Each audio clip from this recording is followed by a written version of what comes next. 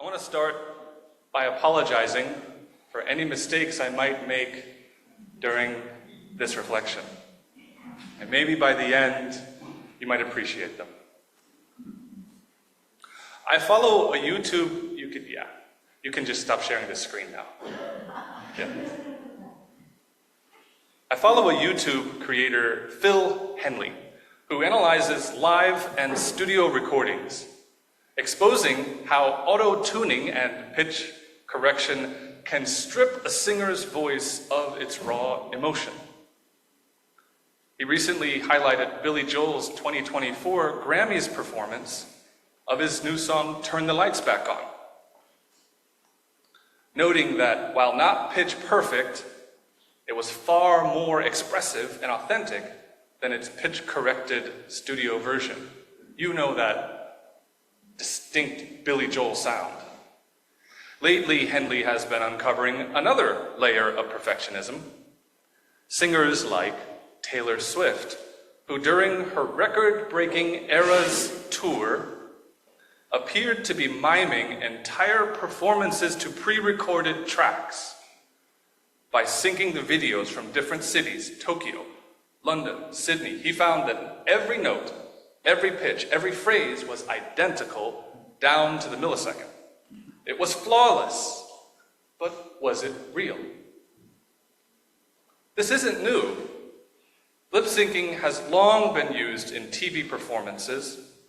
The Beatles revealed that they sang to a pre-recorded track to meet expectations of studio-crafted perfection.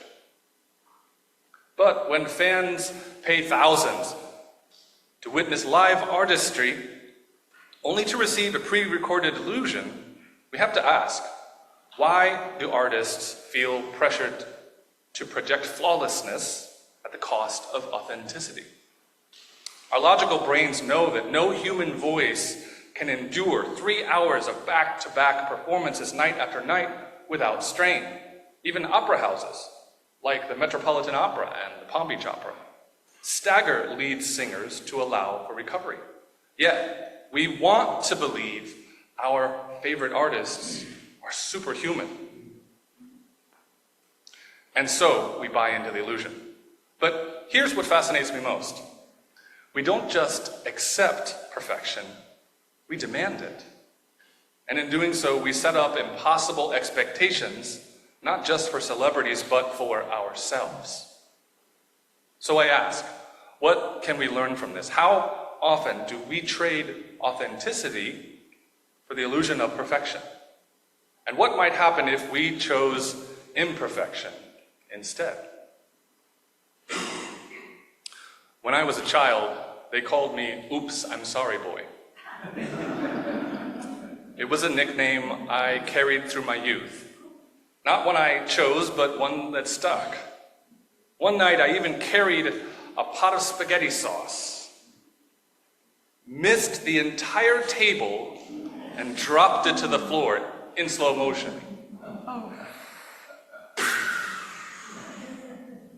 Oops, I'm sorry. I spent the rest of that dinner cleaning red ragu from the ceiling. Whenever I'd knock over a lamp or spill my drink, I'd instinctively say, "Oops, I'm sorry." It became so automatic that I started to believe I was defined by my mistakes, that maybe I just wasn't someone who fit in anywhere. The illusion of perfection is a story we tell ourselves, a shimmering mirage on the horizon that beckons us forward but never arrives. We try to be perfect students, perfect partners with perfect hair and perfect smiles, perfect parents, employees, leaders, perfect congregations, and perfect humans. Yet, like Sisyphus, rolling his stone, we exhaust ourselves pursuing an impossible standard. We curate perfection in photos, pretend perfection in our conversations, and demand perfection from ourselves and others. But what do we lose in this pursuit? Reverend Forrest Church, a beloved Unitarian Universalist minister of All Souls in New York, once quoted Voltaire. You'll recognize this one. "The perfect is the enemy of the good." But he added, "To insist on perfection is to invite paralysis. To embrace imperfection is to live fully." So I invite us today to step out of this illusion and explore the spiritual, relational, and ethical costs of perfection and the transformative beauty of imperfection. Because as we seek answers, we must ask, what is the cost of perfection to our humanity? And how might imperfection set us free? Let's begin with the truth. To be human is to be imperfect. We are beings of flesh, finite and flawed. Yet society and advertisers often teach us to see these imperfections as failures to be corrected. Whole economies are built on it, rather than experiencing this to be embraced. Brené Brown, an American academic author and podcaster, in her research on shame and vulnerability tells us, perfectionism is not the same thing as striving to be your best. Perfectionism is the belief that if we live perfect, look perfect, and act perfect, we can minimize or avoid the pain of blame, judgment, and shame. I wonder how many of us have been trapped in this kind of thinking. As a child, I let my mistakes define me. I believed that if I could just be better, if I could be less clumsy, less disruptive, less me, I might finally belong. But I've since learned that imperfection isn't something to apologize for. It's where our humanity lives. The people who love us don't need us to be flawless. They need us to be real. But what happens when we center our lives on this belief in perfection? Our imperfections become sources of shame rather than beauty. We hide our struggles, silence our voices, and isolate ourselves from one another. We deny our very humanity. Yet imperfection is where we learn, grow, and connect. When we are honest about our limitations, we open the door to compassion for ourselves and for others. So the question arises, if our imperfections are gifts for growth, why do we so often see them as flaws to erase? Perfectionism doesn't exist in a vacuum. As Tema Okun highlights in her very controversial analysis of white supremacy culture, perfectionism is a system of control, prioritizing appearance and results over relationships, creativity, and authenticity. Now, I know it's a very hotly debated text and a very hotly debated topic, but Tema has a good point here. Perfectionism demands flawlessness. It upholds judgment and fuels inequity. Stay with me now. Perfectionism measures worth through a narrow, unattainable lens, contrary to our first principle, the inherent worth and dignity of every person. It centers those in power while placing unrealistic burdens on those with marginalized identities. All you have to do is hold up an ideal that certain groups of people can't attain. If you want a demonstration, it's happening right now in the highest levels of our government. We see this in workplaces too, families, and institutions where mistakes are met with shame rather than grace, and where standards and excellence are often euphemisms for conformity and exclusivity. Consider this. A 2018 study published in Psychological Bulletin found that perfectionism has risen significantly in recent decades, driven by societal pressures and competitive standards. The researchers concluded that this trend was contributing to an increase in anxiety, depression, and burnout, especially among young generations. Perfectionism is not only harmful to individuals, but also corrosive to communities. It silences vulnerability and stifles creativity. It demands results over relationships and masks systemic inequities. In our Unitarian Universalist values, we find a call to resist this illusion. Transformation invites us to adapt to a changing world. Never perfect, never complete, remember? Justice demands dismantling systems that perpetuate shame and iniquity. Generosity reminds us to extend grace to ourselves and one another. Ask yourself, if perfectionism upholds harm, how might we build communities where grace replaces judgment and imperfection is celebrated? We see the power of imperfection most clearly in art. I love that book, Oops. Beautiful Oops. Think of a live performance, a song sung in real time, a dancer's breath visible, a speech spoken with trembling hands. Unlike pre-recorded perfection, live performances are alive with vulnerability, with the possibility of mistakes. And it is in these unpolished moments that we feel the deepest connection, like aging rock stars belting out their high notes. Dear Lord, if you have not seen the SNL 50th anniversary celebration, stay till the end and watch what Paul McCartney can still do 60 years. Not perfect, but 60 years rocking. He still rocks. It took me years to step in front of people, to perform a song, to give a sermon without feeling I had to apologize for being me. I was so afraid of failing, as though I had already failed at life, that I nearly stopped showing up at all.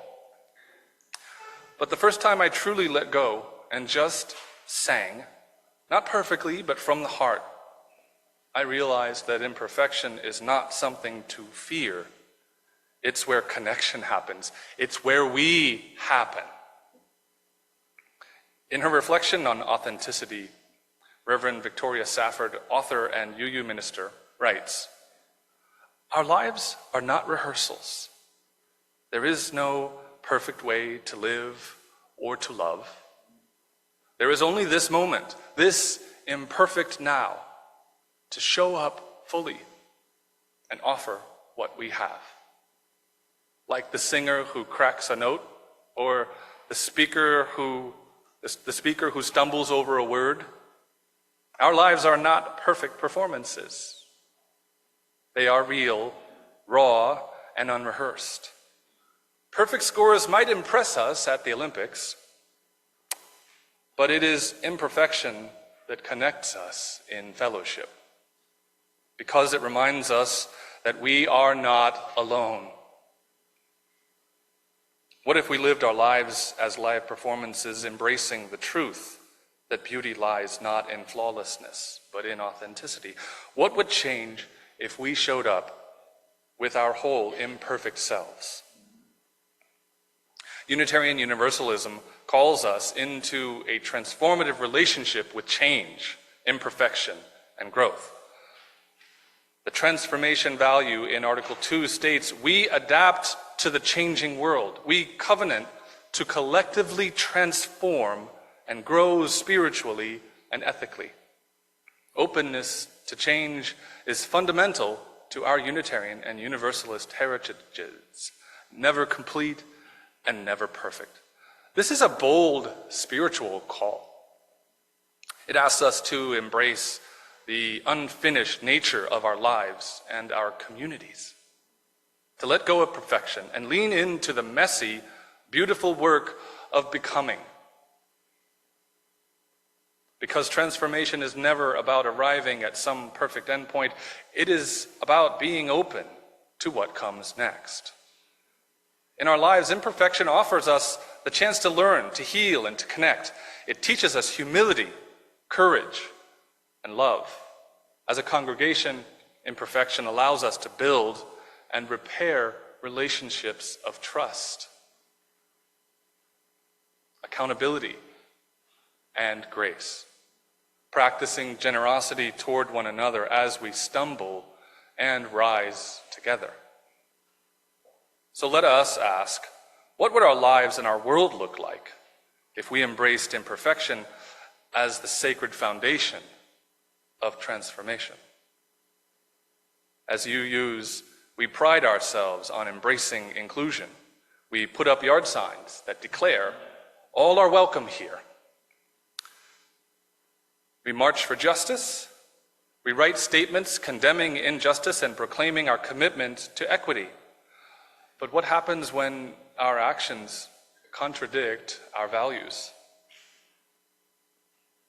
A recent analysis in the New York Times explored a troubling paradox.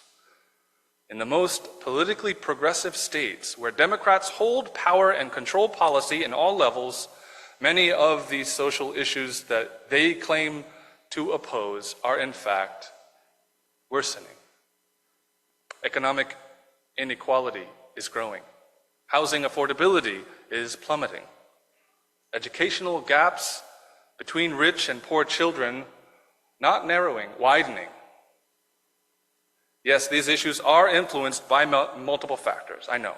However, while they say they value inclusion, they often resist the real work of making it happen when it asks for personal sacrifice.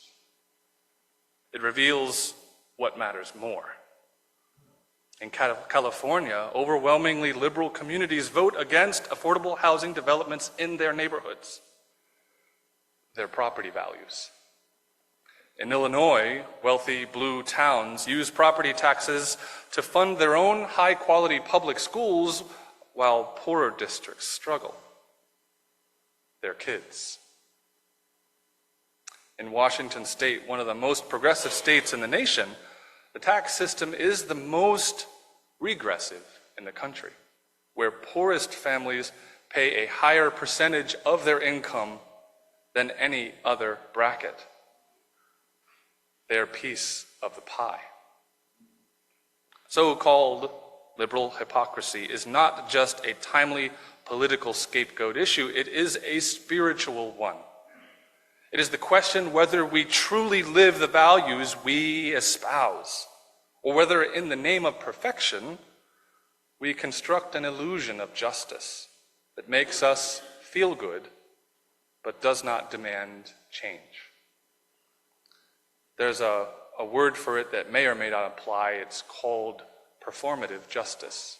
By itself, it raises awareness, but alone, it can lead to what some may term virtue signaling. Why do we resist inclusion when it reaches our own backyard? The next memory hits me right in the gut because I have a transgender son. We all heard the snickers and saw the eye rolls when a UUFBR ministerial intern asked us to use a they pronoun when referring to them. Perhaps it is because, as a culture, we fear imperfection or incompletion or something different. Change is messy. Justice is very disruptive.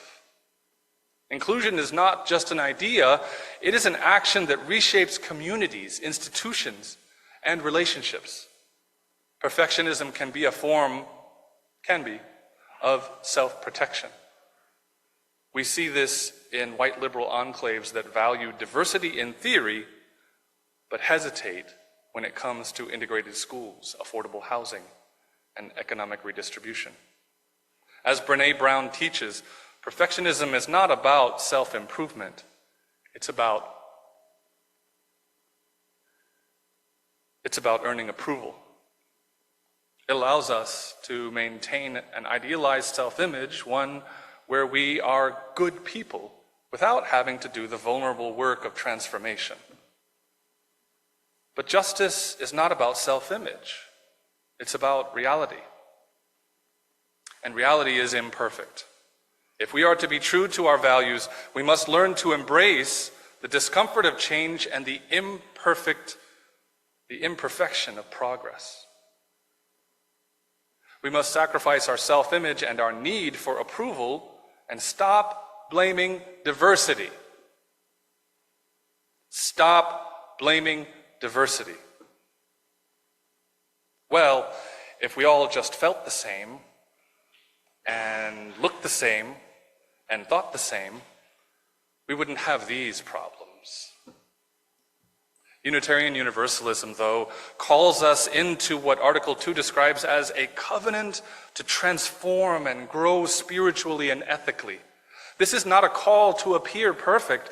It's a call to get real, to be willing to learn, to be willing to fail forward as we do the work of building a more just and inclusive world. So what might this look like in practice? If we say we support affordable housing, do we support it in our own communities, even when it challenges our comfort or our property values?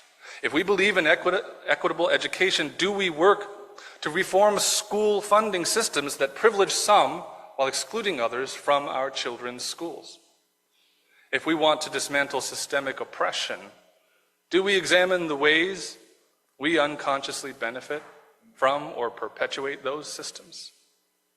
As we hold these questions, we must remember we will not get it right all the time. I'm not here to beat you up. And that is okay. Inclusion does not require us to be perfect. It requires us to be present, to be willing to listen, to be willing to change. The words inclusion and justice appear in both of our newly drafted vision and mission statements. If we believe in inclusion, then we must also believe in imperfection. Because justice is not a destination, it is a process. It is an unfinished, evolving, and deeply human thing. So let us ask ourselves, where in our lives are we clinging to the illusion of perfection rather than engaging in the messy work of change? How can we cultivate a community here where we hold one another accountable with love rather than demanding perfection before participation is allowed? What might we gain if we let go of the need to appear just and instead commit to the real, ongoing, imperfect practice of justice?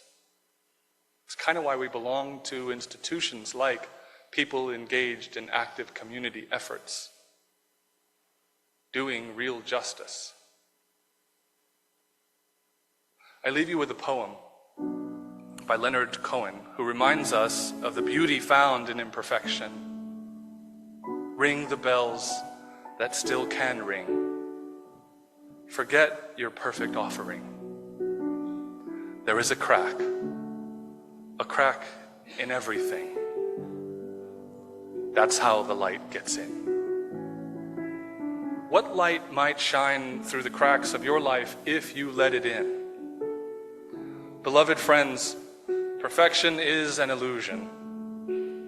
It is a false story that keeps us trapped, afraid to stumble, ashamed of our flaws, disconnected from one another. But imperfection is where life happens. It's where love is born, where transformation takes root, where beauty shines through the cracks.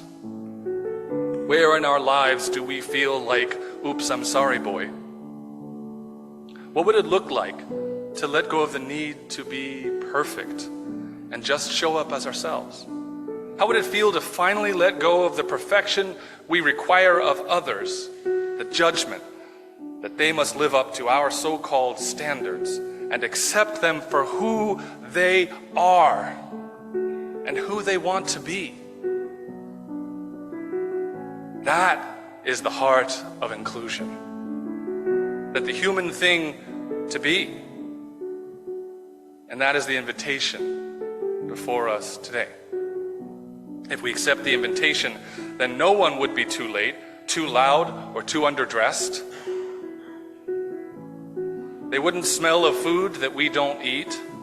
They wouldn't have dialects that we can't understand. They wouldn't speak a language that we refuse to listen to. They wouldn't have a self-understanding that doesn't fit our own worldview. Then, and only then, could we relax our closely guarded sensitivities, embrace discomfort as a teacher, and truly include everyone at our welcome table. If you are willing to make room at the table, say with me, we welcome all. We welcome imperfection. We welcome transformation. Thanks for listening. May it be so. Blessed be.